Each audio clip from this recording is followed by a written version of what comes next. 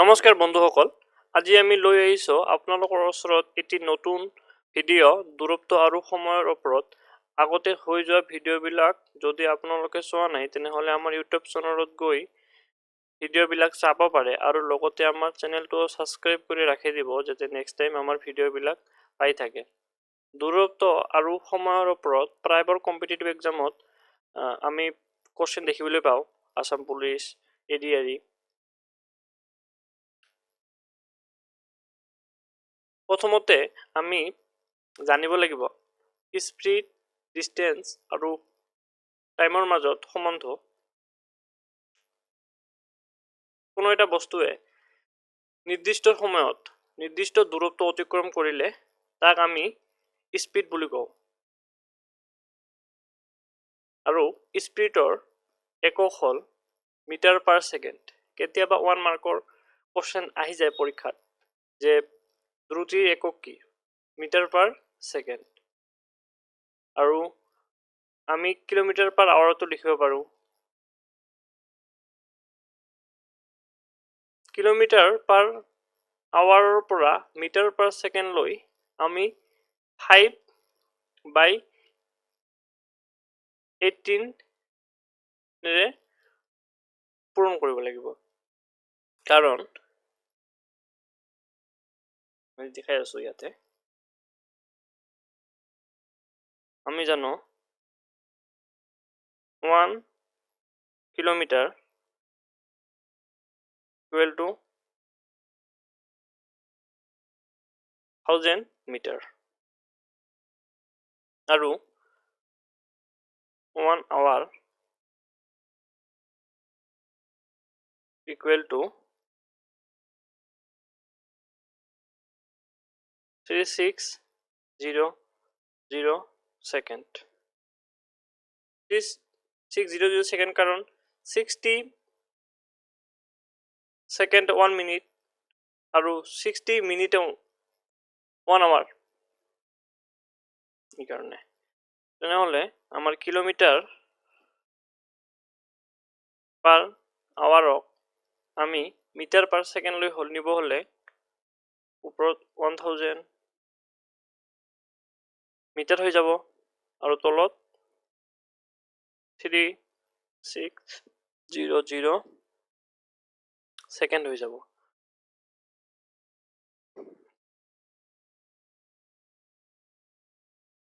কিবাৰ কাটিব পাৰিম 10ক আমি 5 বাৰ 2 দি কাটিলে আৰু 36ক 18। তেনেহলে আমি কি পাম 5/18। সেম একেদৰে মিটাৰ পাৰ ছেকেণ্ডৰ পৰা কিলোমিটাৰ পাৰ আৱাৰলৈ ল'বলৈ 18/5 পূৰণ কৰিব লাগিব। আৰু বেসিক ফৰ্মুলাটো হ'ল আমাৰ দ্ৰুতি ইকুৱেল টু দূৰত্ব বাই সময়, s ইকুৱেল টু d/t। আৰু এটুক আমি মডিফাই কৰি d equal to s into t লিখিব পাৰোঁ, কাৰণ t টো ইফালে ভাগ হৈ আছে, ইফালে গেলে পূৰণ হৈ যাব। আৰু t ইকুৱেল টু d/s লিখিব পাৰি। নেক্সট এটা আমি এবাৰ কোশ্চেন বিলাক কৰিলে আমাৰ ক্লিয়াৰ হৈ যাব বস্তুখিনি। A train is traveling at the speed of 19 km per hour. What distance does it cover in 2 hours? ঘণ্টাত 90 km per hour বেগত গৈ আছে এখন ট্ৰেইন বা ৰেল 2 ঘণ্টাত কিমান দূৰত্ব অতিক্ৰম কৰিব? ইয়াতে কাৰ ভ্যালু দিয়া আছে। প্ৰথমতে আমি কোশ্চেন বিলাক চাব লাগিব যে আমাক ওলাব কাৰ মান ওলাব দিছে, কিমান দূৰত্ব অতিক্ৰম কৰিব, তাৰ মানে ডিসটেন্স ওলাব দিছে। যদি আমি কেতিয়াবা কোশ্চেন বিলাক পঢ়ি বুজি নাপাওঁ তেনেহলে আমি এনসাৰ বিলাক চাব লাগিব যে এনসাৰত কাৰ মান দিয়া আছে 200 কিলোমিটাৰ, এটো কি দিয়া আছে, এটা ডিসটেন্স দিয়া আছে। ইউনিটটো আমি বুজি পাওঁ যে কাৰ মান দিয়া আছে। এতিয়া যদি টাইমৰ ইউনিট দিয়া থাকে তেনেহলে আৱাৰ দিয়া থাকিব বা সেকেন্ড দিয়া থাকিব। আৰু যদি দূৰত্ব ওলাব দিয়ে তেনেহ'লে কিলোমিটাৰ দিয়া থাকিব নাইবা মিটাৰ দিয়া থাকিব আৰু যদি কেতিয়াবা দ্ৰুতি ওলাব দিয়ে তেনেহ'লে মিটাৰ পাৰ ছেকেণ্ড দিয়া থাকিব আৰু নাইবা কিলোমিটাৰ পাৰ আৱাৰ দিয়া থাকিব আমি এনচাৰবিলাকতো আমি বুজি পাম যে আমাক কোনটো ওলাব দিছে কোৱেশ্চন বুজি নাপালে এনচাৰবিলাক চাব লাগিব যে আমাক কোনটো ওলাব দিছে ইয়াতে আমাক ডিষ্টেন্স ওলাব দিছে ডিষ্টেন্সৰ ফৰ্মুলা কি d equal to s into t আগতে আমি পাই আহিলোঁ d equal to s into t ইয়াতে s ৰ মান কিমান দিয়া আছে s equal to 90 kilometre per hour আৰু t ইকুৱেল টু কিমান দিয়া আছে 2 আৱাৰ দিয়া আছে নহ'লে আমি ইয়াত যদি ভ্যালু পুট কৰি দিলে আমাৰ আহি যাব 90 ইনটু 2 ইকুৱেল টু 180 কিলোমিটাৰ নহ'লে আমাৰ এনসাৰ এ হৈ যাব নেক্সট এজন ছোৱালী ঘৰৰ পৰা স্কুললৈ যাওঁতে 20 মিনিট সময় লাগে যদি ঘৰৰ পৰা স্কুলৰ দূৰত্ব 1 কিলোমিটাৰ হয় তেন্তে ছোৱালীজনী কিমান বেগত গতি কৰিছিল বেগত আমাক কি ওলাব দিছে এনসাৰটোৰ পৰা বুজি পাওঁ আমি যে অপচন গিটাৰ পৰা কিলোমিটাৰ পাৰ আৱাৰ তাৰ মানে আমাক ইয়াতে গতি ওলাব দিছে বেগ ওলাব দিছে স্পীড ওলাব দিছে স্পীড কত ওলাব দিছে আমাক ইউনিট আছে কিলোমিটাৰ পাৰ আৱাৰত আছে আমি প্ৰথমতে টাইম দিয়া আছে t ইকুৱেল টু 20 মিনিট কিন্তু আমাৰ এনসাৰত কি আছে কিলোমিটাৰ পাৰ আৱাৰ তেনেহ'লে আমাক মিনিটটো কোন নিব লাগিব মিনিটক আমাক ল'ব লাগিব আৱাৰত ল'ব লাগিব তেনেহ'লে 20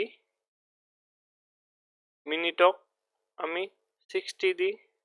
ভাগ কৰিব লাগিব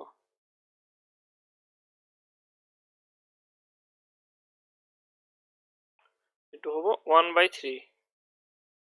এটো কি হৈ যাব আমাৰ আৱাৰ আৰু কি দিয়া আছে আমাৰ ডিসটেন্স দিয়া আছে d ইকুৱেল টু 1 কিলোমিটাৰ আৰু আমাক ওলাব দিছে স্পীড s ইকুৱেল টু আমি কি লিখিব পাৰো d by t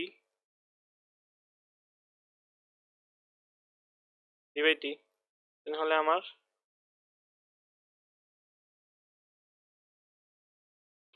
d আছে আমাৰ 1 আৰু t আছে আমাৰ 1/3 আমাৰ এটো হৈ যাব 3 kilometre per hour answer B হৈ যাব নেক্সট টাইপ 1 আগৰটো একেবাৰে আমি বেসিক কৰিলো এবাৰ আমি টাইপ 1 কৰিম যেতিয়া দূৰত্ব একে থাকে বাস এখনক S1 দ্ৰুতিৰে T1 সময় লাগিলে বাসখনক S2 দ্ৰুতিৰে T2 সময় লাগিব কাৰণ ইয়াতে কৈছে যেতিয়া দূৰত্ব একে থাকে তাৰ মানে d equal two S1 T1 আকৌ নেক্সটৰ কাৰণে d ইকুৱেল টু S2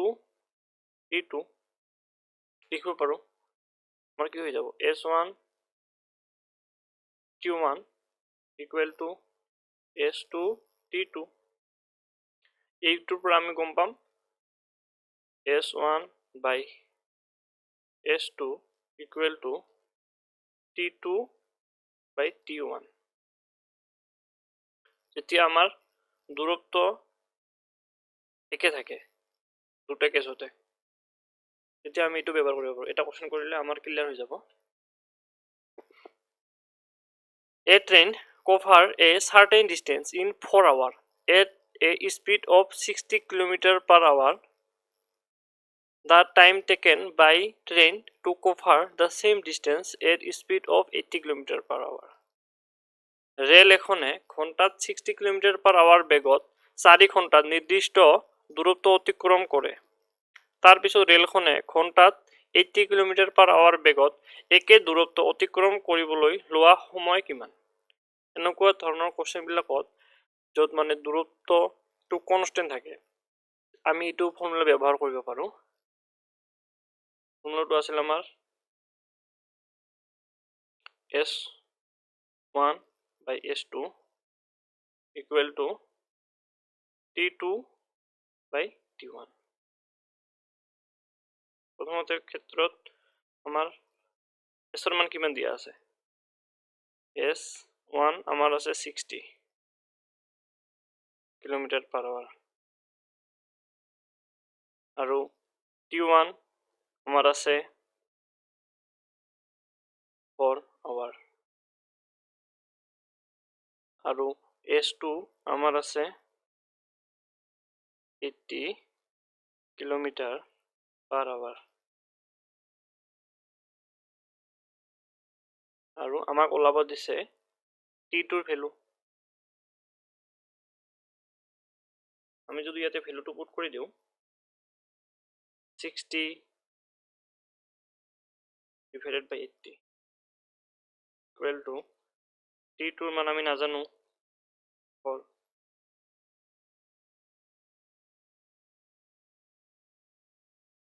এইটো কিমান হৈ যাব?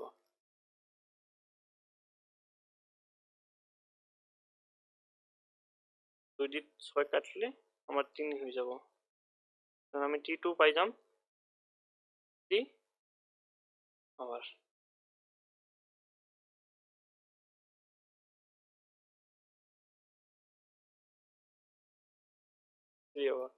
আমাৰ এনসাৰ এ হৈ যাব। Next type 2। এখন বাস S1 দ্ৰুতিৰে D1 দূৰত্ব অতিক্ৰম কৰিলে S2 দ্ৰুতিৰে D2 দূৰত্ব অতিক্ৰম কৰিব। তেতিয়া সময় একে থাকে। এবাৰ আমাৰ সময় একে থাকিব। T equal to T দূৰত্ব একে থাকিব D1 by S1 আৰু নেক্সট কেজত T D2 কাৰণ ডিস্টেন্সটো আৰু স্পীডটো আমাৰ চেঞ্জ হৈ গৈছে, আমাৰ টাইম একে থাকিব কাৰণ সময় কনষ্টেন্ট লিখা আছে ইয়াতে।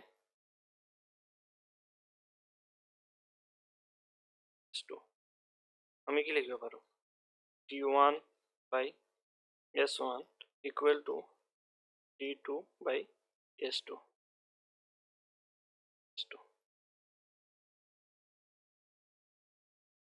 এইটো আমাৰ যেতিয়া আমাৰ সময় কনষ্টেন্ট থাকে এইটো আমি ব্যৱহাৰ কৰিব পাৰি। কোশ্চেন আছে ইয়াতে।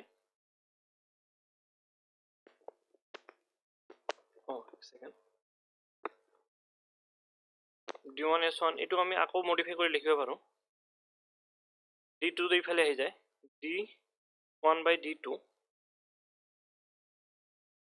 equal to S1 by S2। নহ'লে এইটো আহি যাব,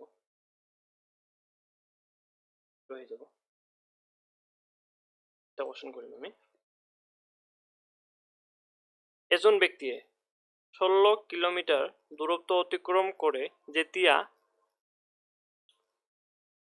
4 km per hour বেগত খোজ কাঢ়ি যায়। একে সময়তে কিমান দূৰত্ব অতিক্ৰম কৰিব? S1 by S2 equal to d1 by d2.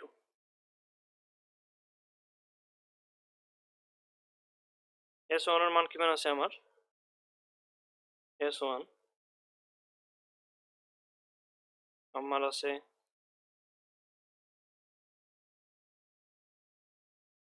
4 kilometre per hour আৰু d1 আছে আমাৰ 16 কিলোমিটাৰ আৰু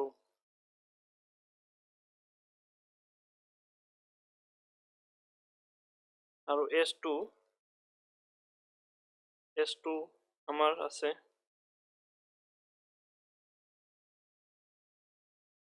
s2 আমার কিমান আছে 5 কিলোমিটার per hour আমাক ওলাব দিছে d2 আমি নাজানো নহলে আমি এই ফর্মুলাত বহাব পাৰিম এই ফৰ্মুলাত s1 আমাৰ কিমান আছে 4 s2 আমাৰ 5 আছে আৰু d1 আমাৰ 16 আৰু d2 আমি নাজানো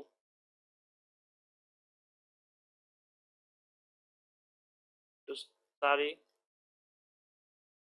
16 কাটিলে আমার 4 হয়ে যাব নহলে আমার d2 equal to 20 হয়ে যাব 20 কিলোমিটার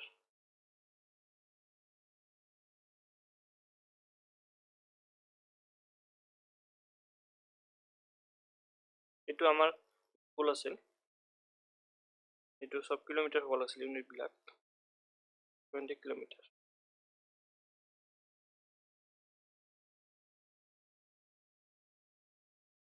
নেক্সট এখন বাস d1 দূৰত্ব যাবলৈ t1 সময় লাগে তেনেহলে d2 দূৰত্ব যাবলৈ t2 সময় লাগিব যেতিয়া দূৰত্ব একে থাকে তাৰ মানে দুটা ক্ষেত্ৰতে আমাৰ স্পিড একে থাকিব স্পিড একে থাকিলে আমি দূৰত্ব ইকুৱেল টু কি লিখিব পাৰো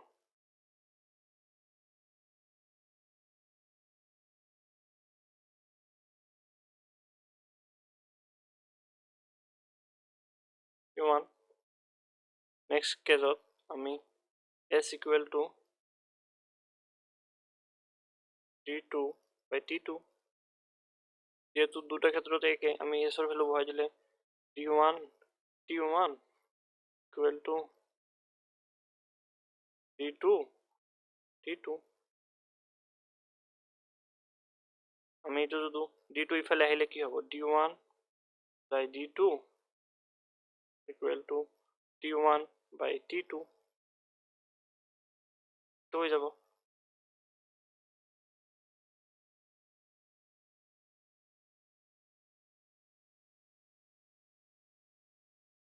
ইয়াতে কোশ্চেন আছে আমাৰ এখন ট্ৰেইন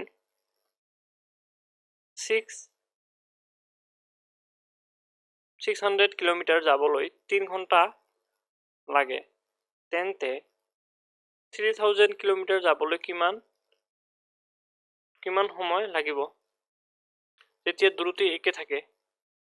আমি ফৰ্মুলাটো পালো দ্ৰুতিৰ ফৰ্মুলা আমি পালো d1 by d2 equal to t1 by t2 প্রথম ক্ষেত্ৰত আমাৰ d1 কিমান আছে d1 আমাৰ 600 কিলোমিটাৰ আৰু d আমাৰ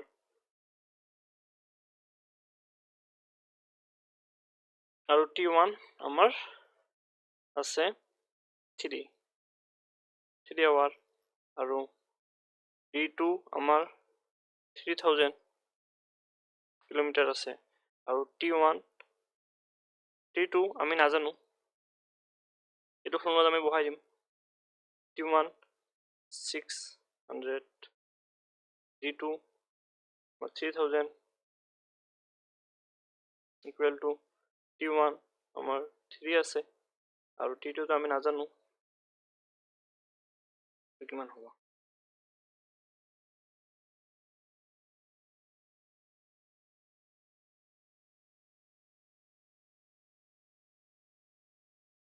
নহলে আমাৰ এইটো 3 দুইবাৰ হ'ব আৰু 2 দি এইটো 30 কাটিলে 15 বাৰ আমাৰ T2 15 আৱাৰ হৈ যাব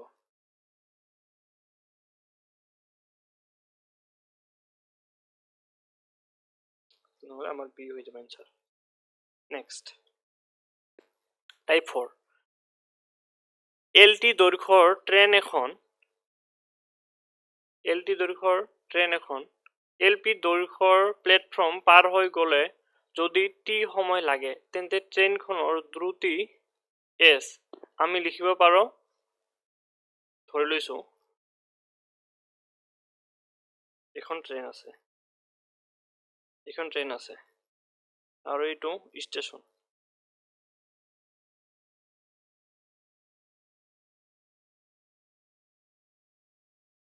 এইটো আমি ট্ৰেনৰ এই লেংথটো আমি ধৰিছো LT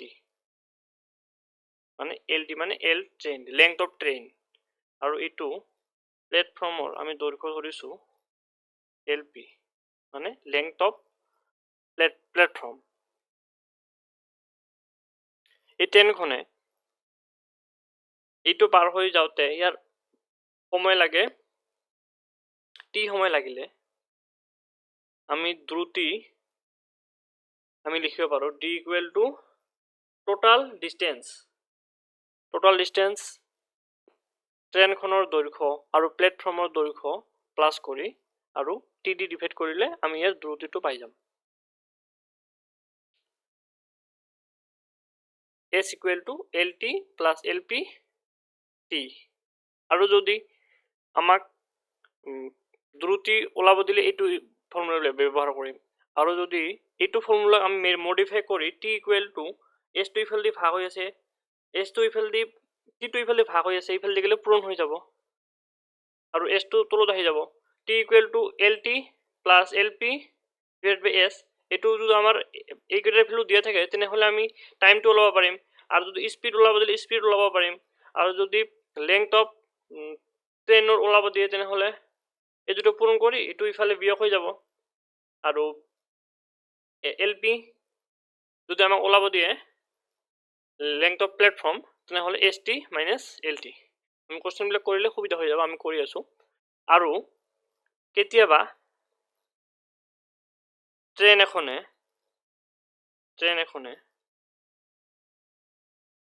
LT length of train এখনে যদি এডাল খুঁটি এডাল পোস্ট ক্ৰস কৰি যায় এনেকুৱা কোশ্চেন আমি পৰীক্ষা দেখিবলৈ পাওঁ যেতিয়া L দৈৰ্ঘ্যৰ ট্ৰেন এখনে এডাল খুঁটি অতিক্ৰম কৰে তেতিয়া তাৰ সময় কিমান হয় এইটো ওলাব দিলে তেনেহলে আমি এই ক্ষেত্ৰত ফৰ্মুলা আমাৰ এটাই হ'ব জাস্ট আমাৰ লেংথ অফ প্লেটফৰ্ম এইটো আমাৰ তেতিয়া খুঁটিৰ ক্ষেত্ৰত আমাৰ LP equal to 0 হৈ যাব তেতিয়া আমি লিখিব পাৰিম এই খুঁটিৰ ক্ষেত্ৰত S equal to তেতিয়া LT divided by T হৈ যাব জাস্ট খালি এইটো ফৰ্মুলাই আৰু ইয়াতে LP ৰ ভ্যালুটো তেতিয়া 0 বহাই দিলে হৈ গল 500 মিটাৰ দীঘল ৰেলগাড়ী এখনে 25 মিটাৰ দলং এখন 30 সেকেন্ডত পাৰ হৈ গলে ৰেলগাড়ীখনৰ বেগ কিমান আমাক কি ওলাব দিছে স্পিড ওলাব দিছে স্পিড এগুলো আমি কি জানো LT plus LP মানে দলং বা তোর প্ল্যাটফর্ম এই কথা divided by T LT আমার কিমান আছে 500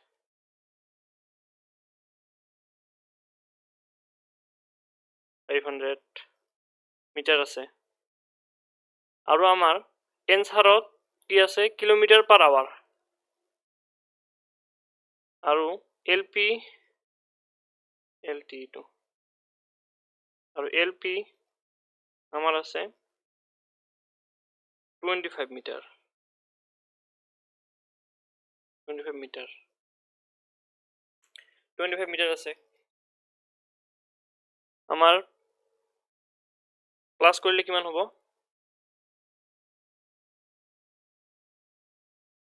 আৰু T আছে আমাৰ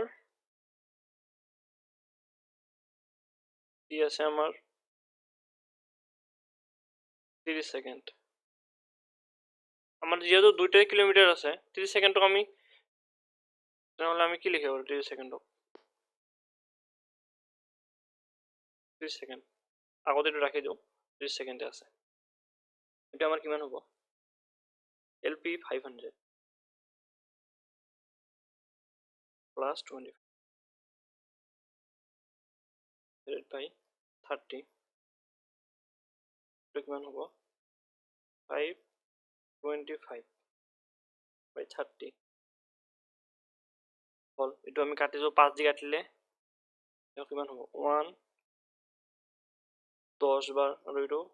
5 5 গুণ 25 আৰু এটো 5 6 30 ঠিক হৈ যাব এটো আমাৰ কিমান পালো আমি এটো মিটাৰ পাৰ সেকেন্ড হল কিন্তু আমাক কি কৈছে আমাক কিলোমিটাৰ পাৰ আওয়াৰ লাগে তাহলে আমি কি কৰিম 105 divided by 6 into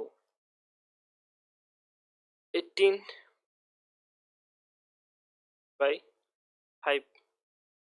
আমি পূৰণ কৰে দিম এটা কিমান হ'ব 3 আৰু এটো এটা আমাৰ কিমান হ'ব 63 কিলোমিটাৰ পাৰ আওয়াৰ হয়ে যাব আমাৰ आंसर পাই যাম এ নেক্সট 72 কিলোমিটাৰ পাৰ আওয়াৰ গতিৰে গৈ থকা 720 মিটাৰ দীঘল ট্ৰেইন এখন কিমান সময়ত এডাল খুঁটি অতিক্ৰম কৰিব একে কোশ্চেন আমি কি লিখিব পাৰো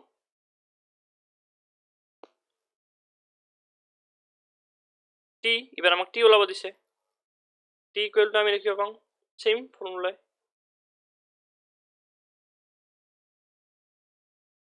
LT plus LP divided by S